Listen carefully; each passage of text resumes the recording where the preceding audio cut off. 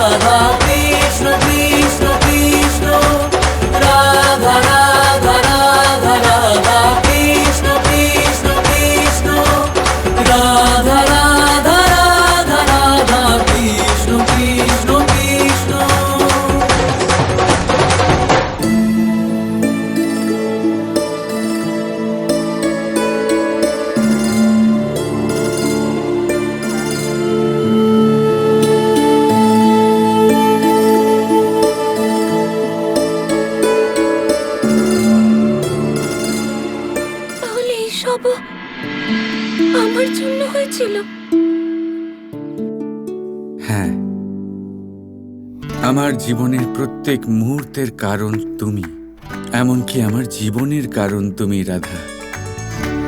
তুমি এসব মানবে না কেন জানো? কারণ তুমি এই কথা স্বীকার করো না যে আজও তোমার হৃদয়ে আমার জন্য অপার প্রেম আছে, আমার জন্য অন্তহীন প্রেম আছে। তুমি এখনো এই কথা স্বীকার করনি যে আজও শুধু তুমি তোমার কৃষ্ণকেই ভালোবাসো, আর সব সময় তুমি তোমার কৃষ্ণকেই ভালোবেসে যাবে। যতক্ষণ না তুমি এই কথা স্বীকার করবে, আমায় তুমি কিভাবে বুঝবে রাধা? আমার আরাধনা। প্রথমে তুমি তোমার বাস্তবিক রূপ সম্বন্ধে বলবে আমায়। যতক্ষণ না জানছি তোমায়, কি করে বুঝবো? ঠিক আছে, এটাই যদি তোমার ইচ্ছে হয় তাহলে তাই হোক। বর্ষণায় ফেরার পর আমি তোমায় আমার বিষয়ে সবকিছু সত্যি কথা বলে দেব। আর এটা আমি তোমায় কথা দিলাম।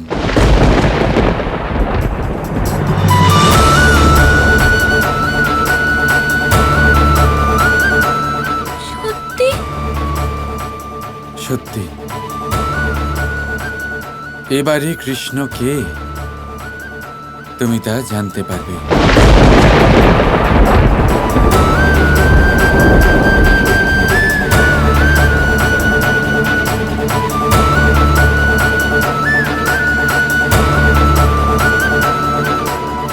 আমি তো এখন বর্ষণা যাওয়ার জন্য অস্থির হয়ে যাচ্ছি।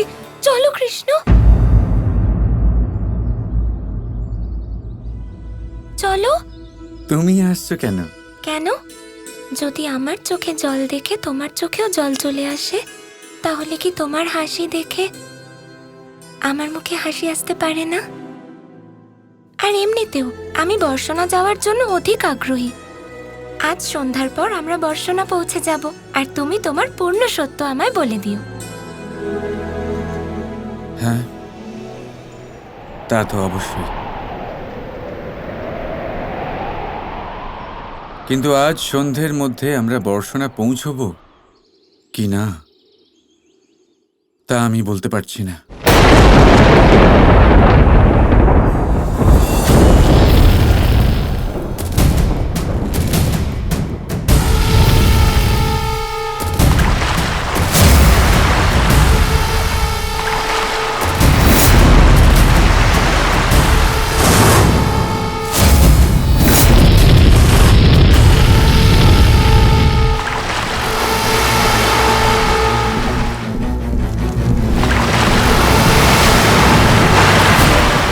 যমুনার ভ্রম ছিল যে বিশাল আকার সেই প্লাবন ও কৃষ্ণের পাদস্পর্শের জন্য করেছিল। না, সবচেয়ে বিশাল, সবচেয়ে ভয়ঙ্কর প্লাবন ওকে এখন আনতে হবে। আমার শক্তির সামনে ওকে বিবশ হতে হবে। যমুনা আমাকে ঘোর অপমান করেছে।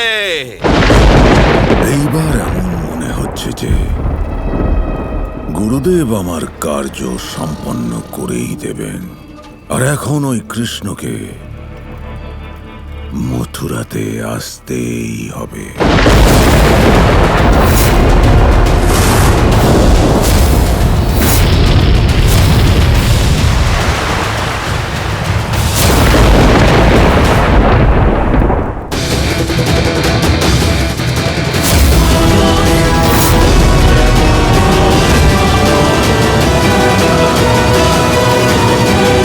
এটা কি অনর্থ হচ্ছে? মনে হচ্ছে যে আমার প্রবাহকে অন্য কেউ নিয়ন্ত্রিত করছে।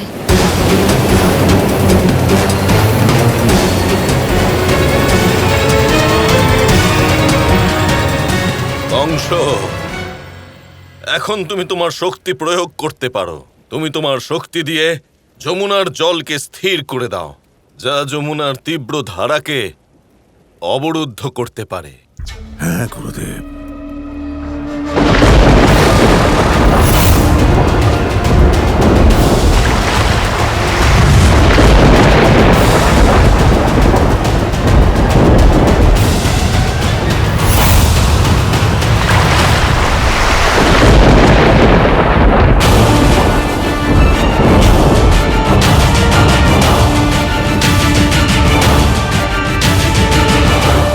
কংস, যেভাবে এই কুণ্ডের ঢেউ হাওয়ায় স্থির হয়ে গেছে, ঠিক তেমনি ওখানে যমুনার ঢেউও বায়ুতে স্থির হয়ে গেছে।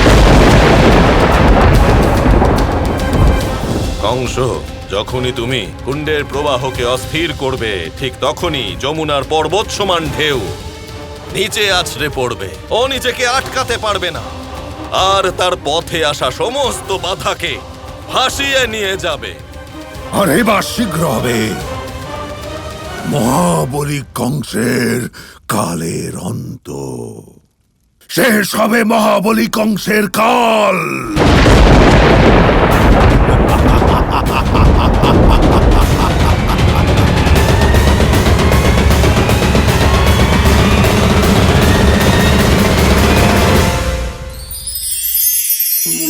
জীবনে আমরা সবাই, এই সংসারে প্রত্যেকেই শুধুমাত্র ওপরে উঠতে চায়। এমন কেউ নেই যে নিচে পড়তে চায়। কিন্তু আপনাকে যদি সত্যের সাথে পরিচয় করাই, তাহলে নিচে পড়া অত্যন্ত আবশ্যক। যখন আপনি নিচে পড়েন, তখন সর্বপ্রথম আপনার মনে পড়ে ওপরে যখন ছিলেন সেই স্থান, সেই সময় এবং তার গুরুত্ব কি ছিল।